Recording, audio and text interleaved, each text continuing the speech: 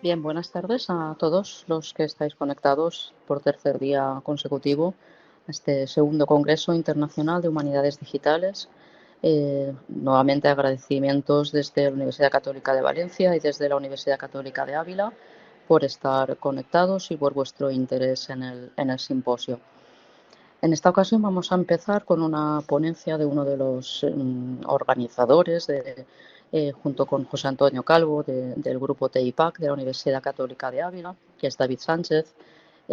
No sé si es demasiado privilegio presentar a David, de la Universidad Católica de Ávila, porque a pesar de su juventud, pues es una persona que tiene un gran bagaje intelectual y científico y que hoy va a abordar el reto, nunca mejor dicho, de la digitalización del patrimonio cultural inmaterial. Es doctor en Historia del Arte por la Universidad de Salamanca, tiene máster en Estudios Avanzados en Historia del Arte en la misma universidad. Actualmente es personal docente de la Facultad de Ciencias Sociales y Jurídicas de la Universidad Católica de Ávila, en el área de Humanidades y Educación. Durante 5 años ha estado un poquito como enclaustrado, ¿verdad?, en el Archivo Diocesano de Ávila y ha trabajado en la Fundación de Arte Sacro Las Edades del Hombre. Forma parte del Grupo Arte y Patrimonio Universitario de la Universidad de Salamanca y del Grupo de Investigación de IPAC, que es uno de los grupos que coordina este simposio. También es miembro investigador y eso sí que me honra también, bueno, me honra todo, pero me honra que forma parte del Instituto Isabel de Villena, que dirijo yo, y además es becario de investigación de la Institución Gran Duque de Alba y del Instituto Español Bíblico y Arqueológico de Jerusalén.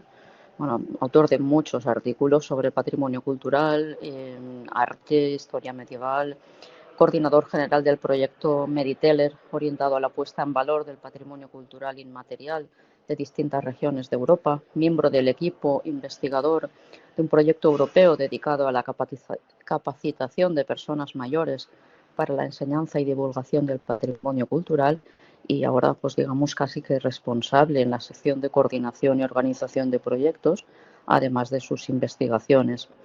Bueno, pues va a ser un placer escucharte, David, con este reto que te propones ahora de digitalización del patrimonio cultural inmaterial.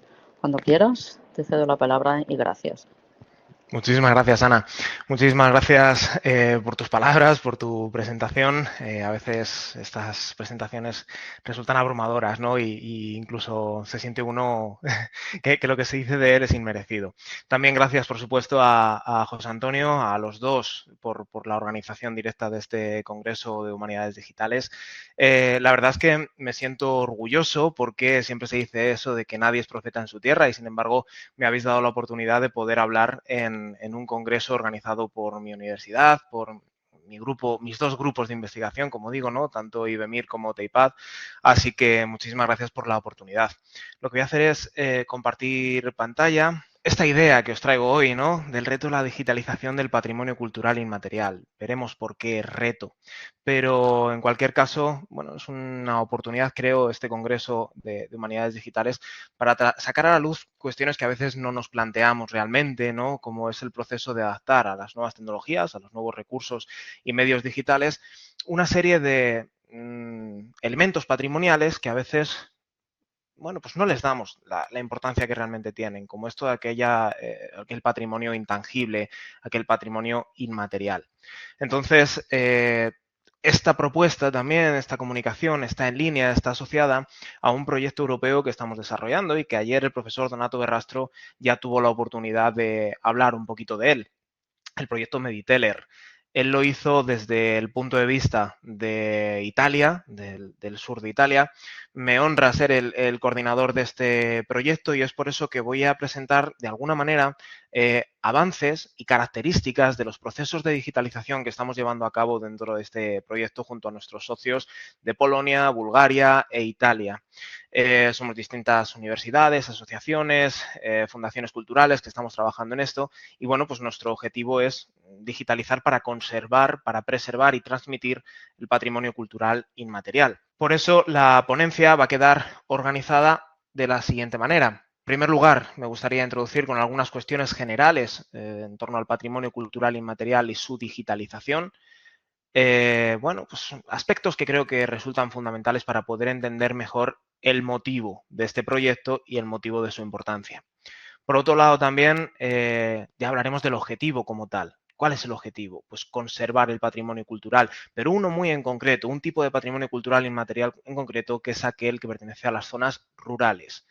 Veremos el porqué de este interés. Luego, por otro lado, también los motivos para la digitalización del patrimonio cultural inmaterial. A priori puede parecer sencillo entender que todo es patrimonio, todo es cultura, todo es bueno, esas tradiciones, festividades, pero bueno, vamos a intentar acercarnos en condiciones a cuáles son esos verdaderos motivos, detallarlos y luego ya centrarnos en el reto de la digitalización del patrimonio cultural inmaterial y para ello, aparte de entender por qué es un reto, también intentar buscar esos recursos y procesos, al menos los que nosotros estamos llevando a la práctica actualmente. Y por otro lado, también aprovecharé este marco para hablar de algunas de estas actuaciones del proyecto Mediteler ligado a la puesta en valor y digitalización del patrimonio cultural inmaterial. Y empezamos con este primer punto, estas consideraciones generales en torno al patrimonio cultural inmaterial y su digitalización. Lo primero es entender qué es el patrimonio cultural inmaterial. Desde luego, a priori puede parecer sencillo, ¿no? Todas aquellas tradiciones y fiestas. Bueno, sí, no, va mucho más allá. Hay que entender que esto del patrimonio cultural inmaterial es algo relativamente nuevo, a pesar de la historia, del largo pasado que tiene el patrimonio. Y es que fue en el año 2003, en la Convención de París del año 2003 de la UNESCO para la salvaguardia del patrimonio cultural inmaterial, precisamente cuando se dieron las definiciones que hoy en día estamos siguiendo. Por lo tanto, hace 20 años que se está utilizando por parte de la UNESCO los términos y las características que ahora seguimos, ¿no? 20 años y 23 desde que se incluyó el primer elemento patrimonial inmaterial en la lista de bienes o de patrimonio cultural de la humanidad. Esto ocurre en el año 2001. Bueno, se hacen una serie se hace una lista en que una serie de distinciones patrimoniales, ¿no? De elementos patrimoniales distintivos, mejor dicho, pasan a formar parte de esa lista de bienes considerados patrimonio de la humanidad. Y 2 años después se dan cuenta de que es necesario dar unas definiciones un poquito más detalladas. Y ahí es cuando se nos habla de que el patrimonio cultural inmaterial son todas esas prácticas, expresiones, saberes, técnicas transmitidas por las comunidades de generación en generación, ¿no? Es una descripción muy sencillita, muy corta de todo lo que ustedes pueden encontrar en el texto aprobatorio de aquella Convención de París del 2003. Bien, esto es lo que nos dice la UNESCO. Pero ¿qué pasa? Que hay mucho más allá de lo que es el texto. Y hay que entender que existen millones de prácticas por todo el mundo, millones de tradiciones de carácter local. Tradiciones, por lo tanto, que no están recogidas en la lista oficial de la UNESCO, en aquella lista que nos habla de las principales tradiciones, fiestas, ritos, usos, costumbres que son consideradas patrimonio mundial. Bien, eso supone que el patrimonio cultural inmaterial a veces corresponde única y exclusivamente a una comunidad, a un pueblecito, a una comarca. Son usos y costumbres, como digo, que solo se están llevando a cabo en una zona geográfica muy concreta. Y por lo tanto, al no ser tan conocidas, están mucho más expuestas a desaparecer. De hecho, por centrarnos un poquito aquí en el caso de Ávila, sé que nos está siguiendo gente desde distintos puntos del mundo, especialmente desde Hispanoamérica. Para quien no conozca Ávila, Ávila es una provincia muy pequeña, bueno, es una provincia, un territorio, vamos a decir, una demarcación geográfica con muy poquita población. En total, la ciudad creo que son 60.000 personas, en la provincia serán 160.000 aproximadamente, y nos encontramos a apenas 100 kilómetros de Madrid. 100 kilómetros y en Madrid hay, en el área metropolitana, cerca de 7 millones de personas viviendo. Mientras que en la provincia de Ávila, en toda la provincia, apenas son 160.000. Por lo tanto, con esto quiero decir que tenemos unas zonas rurales muy extensas, unos núcleos rurales muy, digamos, muy deshabitados, y todos esos núcleos rurales tienen unas tradiciones propias que nada tienen que ver con todo ese mundo globalizado del que luego hablaremos, ¿no? Y por lo tanto, cuando nos encontramos en estas situaciones, vemos el riesgo que tiene de desaparecer todo este patrimonio cultural inmaterial. Por otro lado, bueno, como decía, ¿no? El número de fiestas, tradiciones reconocidas como patrimonio cultural inmaterial por la UNESCO son muy pocas en comparación. Y tenemos que entender también los valores que transmite el patrimonio cultural inmaterial. En ese sentido, hablamos de comunidad, de la creación del sentido de comunidad, creación del sentimiento de pertenencia o de identidad. Y es por eso por lo que hay que poner también en valor o dar la importancia que realmente tiene el patrimonio cultural inmaterial. Me van a entender ustedes muy bien. Cuando nos sentimos orgullosos de pertenecer a nuestro pueblecito, habrán escuchado seguramente aquella expresión de mi pueblo es el más bonito del mundo. Seguramente no sea así, pero para nosotros sí que lo es, porque hemos crecido en ese pueblo, hemos desarrollado nuestra infancia, nuestra juventud, tenemos unos lazos familiares de amistad con ese pueblo. Y para nosotros es el lugar más bonito de la tierra, ¿no? Bueno, pues con el patrimonio cultural inmaterial pasa exactamente lo mismo. El hecho de participar activamente de las fiestas, de las tradiciones, de los ritos, de esos lugares, hace que uno se sienta identificado con ese lugar, con esa tradición, con esa fiesta y se siente miembro de la comunidad que practica esas costumbres. Por lo tanto, eso es fundamental también tenerlo en cuenta. Y además, otra cuestión muy relacionada con la comunidad es el carácter hereditario. Ya lo hemos visto en la definición. Son todas esas técnicas, prácticas, costumbres transmitidas de generación en generación. Por lo tanto, hay un valor transgeneracional. Nos sentimos identificados ya no solo con la gente que nos rodea, sino de una forma muy particular con nuestros antepasados, con nuestros abuelos, con nuestros tatarabuelos que hicieron las mismas cosas que nosotros estamos haciendo a día de hoy, o al menos de una manera muy parecida. Y para eso es por eso es por lo que he incluido ese apartado de el patrimonio cultural inmaterial, el PCI, como un patrimonio dinámico. Y en este sentido, y es otro de los motivos por los que hay que digitalizarlo, hay que registrarlo, hay que documentar bien el patrimonio cultural inmaterial, es porque va cambiando. A diferencia de los bienes muebles, podríamos decir, o inmuebles, un edificio o una escultura, que son inmutables, no cambian con el paso del tiempo, a no ser que haya algún tipo de deterioro asociado, bueno, pues a cualquier tipo de enfermedad de la piedra, cualquier daño que pueda sufrir un cuadro, una escultura, en principio se oscurece por humos, etcétera, etcétera, se puede restaurar. Pero en realidad el elemento patrimonial sigue siendo el mismo. Sin embargo, el patrimonio cultural inmaterial puede estar modificado, puede estar sujeto a los cambios de las tradiciones o a las adaptaciones a los tiempos. Y es algo que vamos a ver luego. Una fiesta, por mucho que sea la misma fiesta, no se celebraba de la misma manera hace 200 años que ahora, porque hay unos cambios también sociales, hay unos cambios incluso psicológicos que afectan a que la gente que lleva a cabo esas tradiciones no las haga exactamente igual, ¿no? Siempre haya pequeñas mutaciones, que haya pequeños cambios. Y por otro lado hay unas transformaciones también vinculadas al mercado. Cuando hablamos de patrimonio cultural inmaterial, hablamos de, pues, decíamos, ¿no? Una determinada celebración, una fiesta, unos ritos, pueden ser unas procesiones, unas romerías, etcétera. Normalmente, cuanto más famosas son, más público atraen. Y cuanto más público atraen, muchas veces más modificadas se ven las fiestas debido al interés por convertirlo en un espectáculo. Y eso es otro riesgo para el patrimonio cultural inmaterial, ¿no? La modificación relacionada precisamente con el hacerlo demasiado, masificarlo, por así decirlo.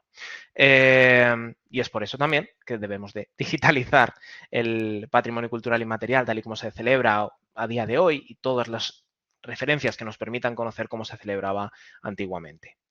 Y por último, hablábamos en este punto de la adaptación digital del PCI. Bien, ahí es donde radica el reto. El reto de lo intangible, pone ahí. La idea de que cuando nosotros digitalizamos un documento, estamos digitalizando algo que se puede tocar, que se puede agarrar. Sin embargo, el patrimonio cultural es inmaterial, el que estamos hablando, ¿no? Es inasible. Y por lo tanto, el objeto de digitalización como tal es la persona, las personas, o en todo caso la comunidad. Ahí es donde tenemos que acudir y ahí es donde está el reto, en poder encontrar a las personas necesarias como para digitalizar, documentar y convertir a las nuevas tecnologías y hacer accesible a través de las nuevas tecnologías todas las fiestas, actividades, expresiones artísticas, formas del habla, todas estas cuestiones que forman el patrimonio cultural inmaterial, ¿no? Es una cuestión que, bueno, no siempre, como digo, es fácil y lo vamos a ver muy bien detallado en los próximos puntos. Antes, en la presentación, mencionaba que, bueno, pues uno de los objetivos, o el objetivo, mejor dicho, fundamental para nosotros es la conservación del patrimonio cultural inmaterial en zonas rurales. ¿Por qué es el objetivo? Pues también lo dejaba caer. A fin de cuentas, el patrimonio cultural inmaterial en Zales es el que más riesgo tiene de desaparecer. Y hemos visto en los procesos de digitalización la mejor herramienta para preservarlo, para transmitirlo, para de alguna forma también hacerlo accesible, ahora lo veremos, para divulgarlo y de esa manera, en definitiva, para que no se pierda. Tampoco es fácil por el mero hecho de que las zonas rurales son las más inaccesibles muchas veces, tanto desde el punto de vista de la comunicación como desde el punto de vista de las personas, que decíamos son las personas son las que van a ser digitalizadas, ¿no? Por lo tanto, ¿cuáles son los principales problemas asociados al medio rural en Europa? Bueno, por un lado, la despoblación. En Ávila ya hemos hablado de esa escasa cantidad de población que hay, 160.000 personas. Vamos a decir que la provincia de Ávila ocupa un espacio geográfico parecido al de Madrid y fíjense, ya hemos hablado de esas comparativas, ¿no? Entonces entiendan que hay muchísimos núcleos rurales con población de a lo mejor de 10 personas, 20 personas, incluso algunos con menos, ¿no? Por lo tanto, hay un grave problema de despoblación. Por otro lado, hay un envejecimiento, claro, un envejecimiento de la población que está asociado precisamente a que la gente joven sale de los núcleos rurales para trabajar, para vivir, para desarrollar su vida con mejores posibilidades dentro de las grandes ciudades, ¿no? Y por lo tanto, solo pervive en los núcleos rurales aquella población de mayor edad que sí, son los conocedores de las tradiciones, pero no tienen a nadie a quien legar esa tradición, ¿no? Por otro lado, la globalización y la industrialización parece contradictorio, ¿no? Que en un mundo globalizado, en un mundo en el que parece que todos tenemos al alcance bueno, pues distintas opciones culturales, sociales, psicológicas, encuentros de culturas, ¿no? Por lo tanto, parece mentira que en un mundo globalizado estemos hablando de la desaparición de las tradiciones rurales. Bien, esto tiene que ver precisamente con que algunas tradiciones, algunos usos y costumbres se imponen sobre otros. Las maneras de vivir, vamos a decir, más comunes, más fáciles, más populares, son las que se acaban imponiendo sobre las formas de vivir, las formas de actuar en el mundo rural. Y eso tiene que ver directamente también con los procesos de industrialización. Cuando hablamos de patrimonio cultural inmaterial, también hablamos de la importancia que tiene los trabajos artesanales. No deja de ser también los oficios artesanales, los oficios rurales, en los que se deposita parte de la cultura tradicional, ¿no? Entonces, cuando hablamos de industrialización, hablamos de mecanización de los procesos de producción y un abaratamiento de costes que evidentemente afecta negativamente a que se mantengan determinados oficios artesanales y determinados trabajos. Por otro lado, dentro de los aspectos culturales que tenemos que tener en cuenta y que afectan negativamente a la conservación del patrimonio cultural inmaterial en estas zonas rurales, es la falta de un trasvase generacional del que ya hemos hablado. Existe un desinterés por parte de la población joven y en muchos casos también vergüenza. Es así, de seguir participando en determinadas tradiciones, teniendo a su alcance la población joven muchas más opciones de vida, como decíamos antes, gracias a la globalización, y viéndose incluso más expuesto, hay cierto rechazo hacia las tradiciones del ámbito rural. Y evidentemente también hay cuestiones de carácter religioso, como es el aumento del laicismo y el agnosticismo, que hace que cada vez se participe menos de los eventos de carácter religioso, de los ritos, de las festividades, de las romerías, de procesiones que también constituyen el patrimonio cultural inmaterial. Dicho esto, ¿cuál es el reto entonces para la conservación del patrimonio cultural inmaterial? Primero, concienciar. Es un reto concienciar, es un reto que la gente se dé cuenta, sea consciente de que el patrimonio cultural inmaterial es eso, es cultura, es identidad, es comunidad. Bueno, es una labor que hay que hacer. Hay que hacer esta labor para conseguir involucrar por muy bien que la gente, por mucho que la gente sea consciente de la importancia que tiene el patrimonio cultural e inmaterial, luego hay que involucrarles en que participen activamente de todo ello, ¿no? Esto con la idea de mantener o recuperar. No deja de ser un reto, ¿no? La idea de mantener siempre sobrevuela, pero es que hay en otras ocasiones en las que si conseguimos mantener o conseguimos concienciar e involucrar, el siguiente paso sería recuperar aquello que se ha perdido, pero que gracias a los registros digitales, a bueno, determinadas labores que ahora veremos, ¿no? de toma de información y demás, podríamos llegar a recuperar. Y por supuesto también es un reto la digitalización en sí misma por la falta de medios y oportunidades que existe. Vamos a ver cómo la digitalización del patrimonio cultural inmaterial no requiere recursos económicos demasiado elevados, al contrario, pero sí que es verdad que necesita oportunidades, oportunidades, como decía antes, de conocer a las personas, de incentivar a la gente a participar de estas iniciativas de digitalización. El tercer punto serían los motivos para la digitalización del patrimonio cultural inmaterial. Parece más o menos que han quedado claros en los apartados anteriores, pero bueno, vamos a intentar profundizar un poquito en ello. ¿Por qué es importante digitalizar antes de entrar en la manera de hacerlo? Bueno, a todo esto, ustedes están viendo también en las imágenes que van acompañadas de una serie de figuras, de personajes, todo esto está sacado de distintas tradiciones que ya hemos ido registrando. Distintas festividades, distintos ritos, distintas costumbres de las zonas rurales, de los pueblos de la provincia de Ávila y de otras zonas también de Europa, en las que hemos ido registrando y estamos viendo bueno, pues distintas maneras de vestir, distintos ritos recuperados, distintas mascaradas, muy importantes, las mascaradas, que ahora veremos que son fundamentales también para entender cómo hay una cultura común en Europa y en Hispanoamérica que nos une también gracias al patrimonio cultural inmaterial. En este sentido, decíamos, las necesidades de una nueva sociedad.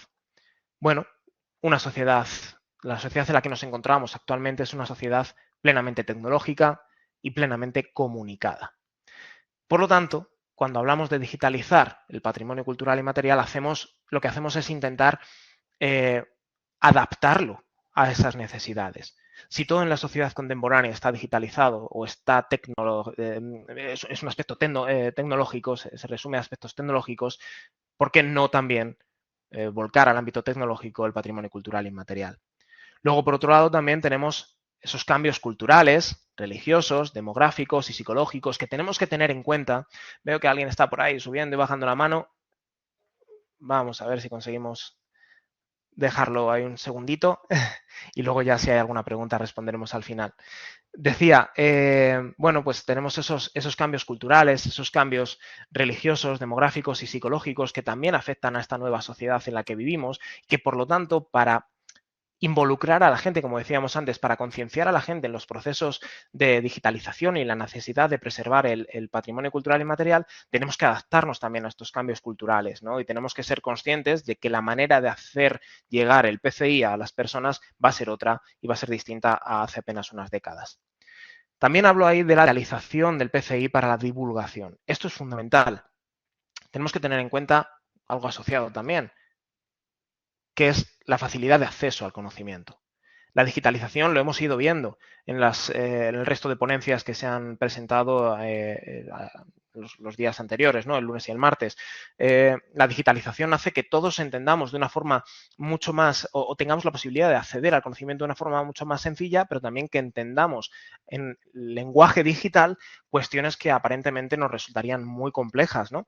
Por lo tanto, vemos, ¿no?, todas las facilidades que supone la digitalización, pero en este sentido también la adaptación a los nuevos medios de consumo cultural.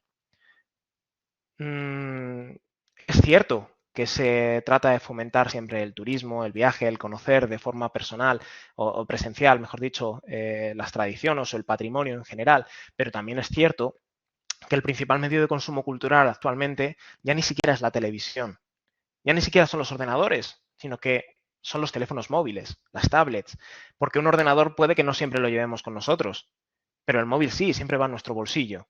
Y es ahí donde radica la importancia también de hacer accesible todo a través de los medios digitales. Y además también hay que tener en cuenta que actualmente la sociedad, por toda esa velocidad a la que nosotros estamos acostumbrados, la manera que tiene de consumir cultura es a través de información directa, concisa y que no que se fundamente en toda esa idea de la concreción.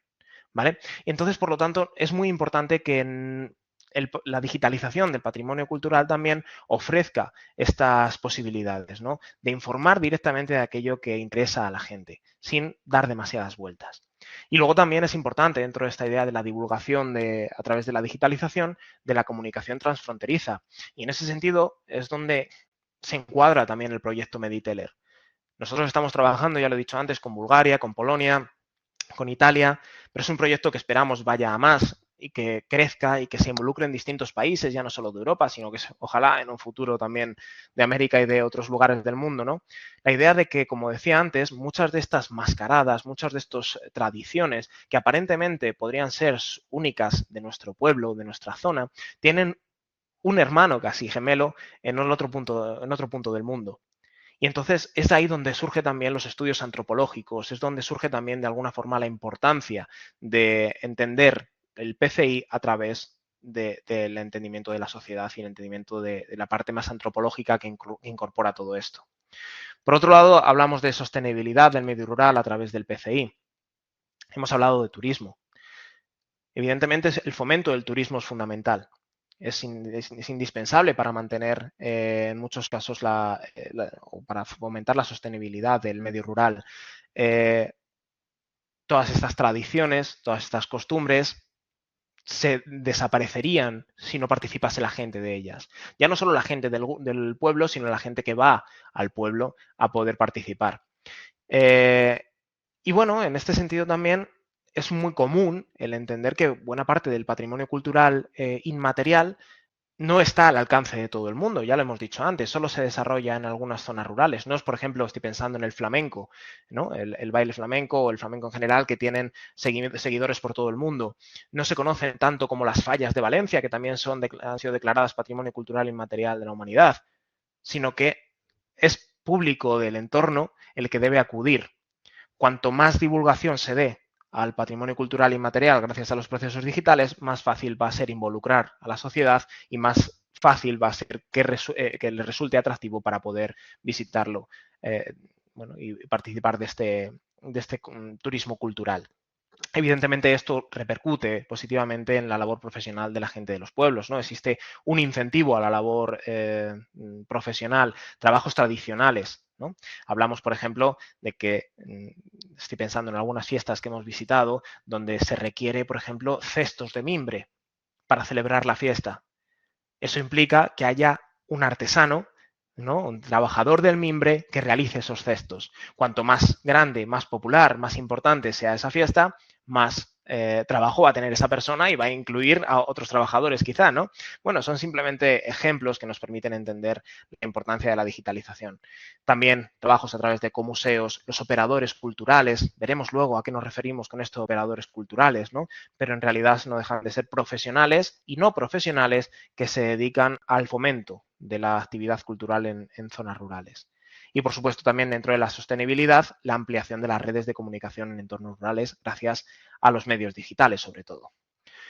Por otro lado, hablamos de accesibilidad.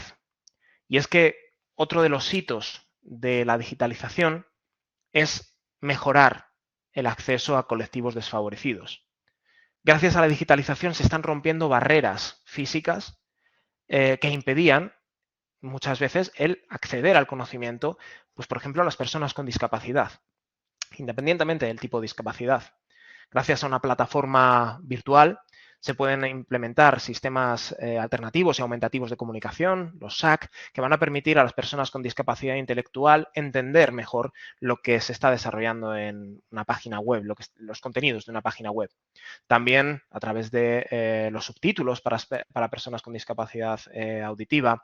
También la lectura simple, los procesos de lectura simple. Bueno, distintas herramientas que se están aplicando a día de hoy. Pero sobre todo, si una persona no puede desplazarse físicamente a conocer, es una fiesta, una celebración, gracias a los procesos de digitalización, se lo estamos poniendo en el teléfono móvil o en el ordenador.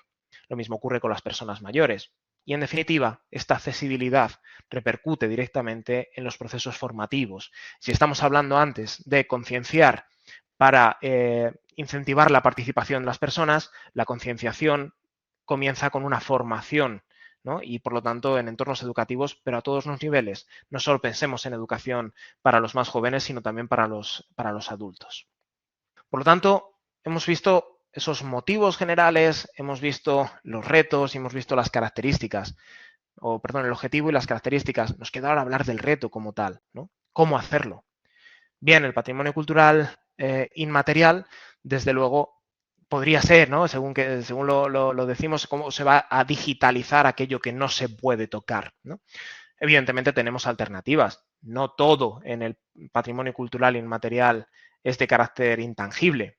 Tenemos también esos registros de bienes materiales, todos aquellos objetos, aquellos útiles que se usan para desarrollar las actividades tradicionales. Por otro lado, también existe la posibilidad de crear archivos orales a esas entrevistas, ahora lo veremos. Tenemos la posibilidad de registrar y escanear documentos, fotografías, libros o fotografías que nos hablan de cómo se hacían las cosas antes. También existe ese registro audiovisual y el resultado va a ser la posibilidad de crear una narrativa digital, gracias a la unión de esos otros 4 aspectos previos. En este sentido, decíamos, registro de bienes materiales. Muchas veces, y creo que a todos nos ha pasado, porque bueno, pues tenemos en casa ese objeto que no sabemos muy bien dónde ha salido, que guardaban nuestros abuelos y que en muchos casos desconocemos el uso que tenía. Posiblemente esté asociado a alguna de estas tradiciones, a alguna de estas celebraciones, a algún tipo de práctica o de técnica que se hacía antes y que ahora hemos perdido la noción de lo que significa, ¿no? Por lo tanto, son esos tesoros familiares los que a nosotros nos interesan, nos deberían interesar para digitalizar el patrimonio cultural inmaterial, registrarlo, fotografiarlo, en su caso también inventariarlo. Bueno, estamos pensando también en conocer la tradición y la historia a través de bienes materiales como esos aperos o herramientas, aperos de labranza, herramientas de trabajo, indumentarias. Ahí en la fotografía tienen a ese grupo de jóvenes que están vistiendo los trajes tradicionales digamos, de las zonas rurales. Veremos en otro punto, en el siguiente punto, que es el de las entrevistas, tuvimos la oportunidad de hablar con ellas y nos hablaban de que gran parte de lo que llevaban no les pertenecía a ellas, sino que lo había cosido su abuela, su bisabuela, se lo había regalado su madre, que a su vez se lo había regalado su abuela. En definitiva, son todos esos tesoros, ¿no?, que estamos viendo que hay que poner en valor, hay que registrar para evitar que se pierdan esos mantones, esos delantales, esas faldas. Luego, por otro lado, los instrumentos musicales son fundamentales dentro del ámbito del patrimonio cultural inmaterial. Objetos de uso religioso, y no me estoy refiriendo necesariamente a todo ese ajuar litúrgico que tienen las iglesias, sino a usos devocionales que muchas veces se les da a determinados objetos dentro de las casas. Y las máscaras, ya hemos hablado de las mascaradas. Hay que tener en cuenta que muchas de estas mascaradas, a veces realizadas en invierno, en época de carnaval, con motivo de la celebración del patrón de algún pueblo, pues evidentemente han pasado también de generación en generación y se han conservado. Son solo algunos ejemplos de todos los que podemos, como digo, registrar para digitalizar e inventariar. Esta es una de las cuestiones quizá más importantes dentro de lo que son los procesos de digitalización. Los orales, las entrevistas. Como decía antes, vamos a digitalizar a las personas. Y en este sentido, es fundamental que existan registros orales de cómo las personas viven las celebraciones, las fiestas, las costumbres. En este aspecto también hay que tener en cuenta la trascendencia de los aspectos psicológicos, sociológicos, antropológicos. Somos nosotros, los expertos, vamos a llamarnos, los que tenemos la oportunidad de involucrarnos directamente en la fiesta y adentrarnos y preguntarles por recuerdos, ¿no? Recuerdos de la infancia, de cómo esta persona, quizá este hombre, que ahora hablaré de él, que aparece en la imagen, recordaba la fiesta o la celebración o la práctica en concreto cuando él era pequeño. Esto nos va a permitir también adentrarnos en las emociones, en cómo vivía en aquel momento, pero también cómo se vive a día de hoy, ¿no? El pasado y el presente también siempre dándose la mano en todo este tipo de patrimonio cultural inmaterial. Los vínculos familiares son fundamentales. Y en este sentido es donde quiero hablar de este hombre. Cuando nosotros estábamos entrevistándole, bueno, hay que tener en cuenta que este hombre es uno de los que recuperó la fiesta de los zarramaches en un pueblecito que se llama Casavieja, al sur de la provincia de Ávila. Nos dijo que lo había recuperado él y otro amigo. También han sido los encargados de volver bueno, pues a hacer determinadas prácticas que se hacían dentro de esta fiesta de zarramaches. Y justo este año, que es cuando fuimos a entrevistarle, nos dijo que estaba muy orgulloso porque su nieta podía por primera vez participar de la fiesta porque ese año cumplía 18 años. Ya saben ustedes, los 18 años, el salto a la edad adulta, y en los pueblos, bueno, pues supone de alguna forma, bueno, los quintos, famosos quintos y quintas de los pueblos, que son los que pueden empezar a participar de determinadas actividades de la vida pública. Entonces, bueno, por eso había traído también este pequeño fragmento de la entrevista, donde aquí nos está hablando precisamente de cómo su nieta, él está orgulloso porque su nieta es la primera vez que puede participar. Y dijimos, ¿dónde está tu nieta? Que también tenemos que entrevistarla. Y es ahí donde radica la importancia de alguna forma, intentar mantener el patrimonio cultural inmaterial, en estos vínculos, en estos recuerdos, en estas emociones, en estas ideas que pertenecen a las personas y que cuando hablamos de que esto perviva, de que esto se conserve, de que esto se mantenga, sin las personas es imposible. Entonces, bueno, gracias a este tipo de entrevistas podemos conocer más de cerca las emociones y de alguna forma, bueno, pues esa idea con la que se concluye en la pantalla, ¿no? El testimonio como el elemento clave para la conservación y la transmisión del patrimonio cultural inmaterial. Evidentemente, habrá una parte que sea de archivo. Cuando hablamos de tradiciones, la propia palabra nos remite al pasado y el pasado queda registrado en los archivos, en la mayoría de los casos, ¿no? Y es ahí donde tendremos que hacer una labor de investigación y dar la importancia que tienen a los documentos para su digitalización. Hay que buscar referencias históricas que sustenten la tradición. Es ahí donde radica también entonces la labor de investigación que hay detrás de todo esto. En la imagen lo que encontramos es precisamente al hombre que hemos visto en la diapositiva anterior, el de la derecha, el primer año que recuperó la tradición. Fíjense también, otra de las cuestiones que hemos dicho, a la chica la veíamos con la cara tapada y con una serie de cintas de colores en la cabeza que no aparecen en esta fotografía de los años 60. Por lo tanto, estamos viendo que hay una modificación de las tradiciones y que, de nuevo, resulta fundamental digitalizar todos los registros, digitalizarlo a día de hoy para poder establecer esas comparativas y ver cómo cambian también las tradiciones. Y en la otra imagen es un documento que fíjense lo que pone, razón de lo que se debe de practicar el día del Corpus y su octava y ornamentos que se deben poner en dicha festividad. No puede quedar más claro, ¿no? Las prácticas, qué se debe hacer y cómo han cambiado las cosas a día de hoy, ¿no? Esto, bueno, pues nos pone de manifiesto que una de las fiestas religiosas más importantes del año litúrgico, como es el día del Corpus Christi, también tenía asociada una serie de prácticas que se pueden entender también como patrimonio cultural inmaterial. Nos interesa, por lo tanto, registrar fotografías antiguas, libros de cuentas, crónicas, partituras, evidentemente la música siempre presente dentro de estas celebraciones, como ya hemos mencionado.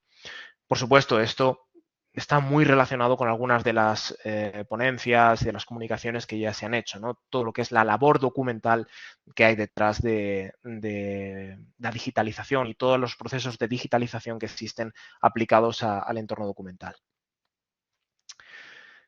Por otro, evidentemente, el registro audiovisual, ya no solo las entrevistas pueden ser grabadas en vídeo o pueden ser simplemente en una grabadora de un teléfono móvil, nos da igual, lo importante, como decíamos, era el testimonio. Ahora ya sí, necesitamos el audio y el vídeo para grabar de una forma integral la actividad y así ofrecer una imagen global del patrimonio cultural inmaterial.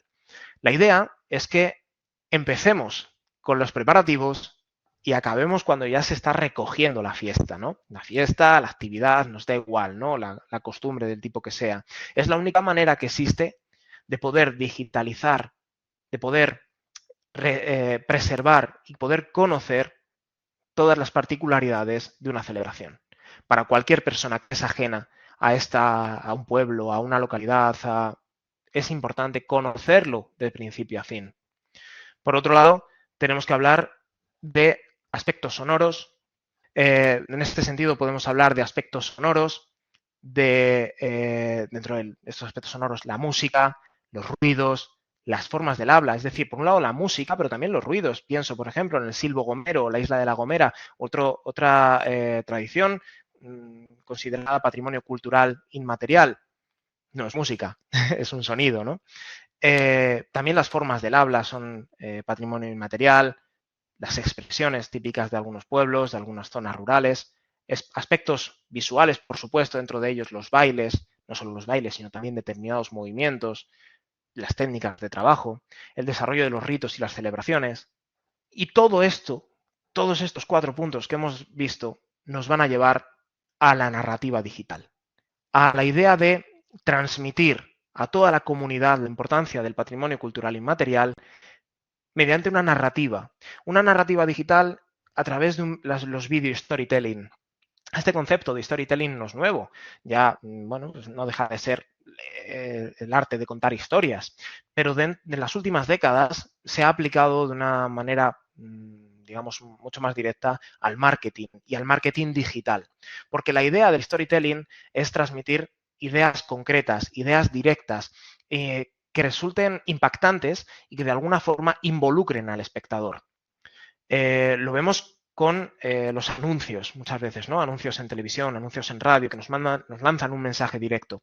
La idea es la misma, que gracias a los registros documentales, a los registros sonoros, a las entrevistas, a los registros audiovisuales en general, podamos crear un video storytelling con toda esa información condensada y toda esa información que llegue a las personas de una forma muy directa. La unión de todos los elementos anteriores, en definitiva, priorizando el aspecto narrativo sobre el aspecto documental. No queremos documentar la fiesta, no queremos saber cuándo empezó, en qué siglo, sino saber que ahora existe y que se desarrolla con estas características. Y es por eso, decía antes, se busca involucrar al espectador, hacer atractivo el PCI a través de los relatos, compartir experiencias, destacar el lado anecdótico, que es donde reside también muchas veces el interés de la gente. Y termino ya os hablaba al principio del proyecto de Mediteller. Esto es lo que estamos desarrollando a día de hoy. No está siendo fácil. Hay muchísimas, ya hemos dicho, ¿no? Hay muchísimas fiestas, muchísimas tradiciones, muchísimas localidades. Tenemos que seleccionar solo algunas. Ya intentaremos llegar a todas, ¿no? De momento estamos empezando con algunas de ellas y junto a los socios de este proyecto Mediteller estamos participando en el registro de las tradiciones y festividades rurales de todos los países. Estamos creando un espacio web para dar visibilidad internacional a todos estos contenidos. Por tanto, la digitalización, quizá el medio más lógico para la digitalización y para mostrar los resultados, es un espacio web de acceso internacional. Digitalización de la documentación histórica que ya hemos visto. Capacitación de los operadores culturales en zonas rurales de Europa. Enseñarles a hacer lo mismo que nosotros. Como decía, nosotros somos incapaces de llegar a digitalizar todo el patrimonio inmaterial que existe. Por lo tanto, todas esas personas a título individual interesadas en la cultura, asociaciones, empresas que estén de alguna forma vinculadas al patrimonio inmaterial, que puedan hacerlo y que los resultados sean, digamos, beneficiosos para toda la sociedad. También sí, estamos implementando una aplicación para mayor divulgación y accesibilidad, como decíamos antes, a través del móvil. Y, por supuesto, todo esto no tendría sentido si no hacemos también cierta labor de proselitismo, ¿no? Dicho de esa manera, donde buscamos involucrar, llamar a las puertas de los gobiernos, de las instituciones, de las empresas, para involucrarles en esa protección y digitalización del patrimonio cultural y material para que éste sobreviva. No me extiendo más, simplemente creo que es una oportunidad muy grande que todos seamos conscientes de las oportunidades, de las posibilidades, mejor dicho, que tiene la digitalización del patrimonio cultural y material, de cómo hacerlo. Y bueno, este proyecto Mediteller esperamos que, aunque acaba de empezar, llevamos apenas un año trabajando, el año que viene ojalá una tercera edición del Congreso de Humanidades Digitales donde pueda mostrarles los resultados ya y, por supuesto, también las perspectivas de futuro que tiene esta digitalización del patrimonio cultural y material. Nada más, muchísimas gracias.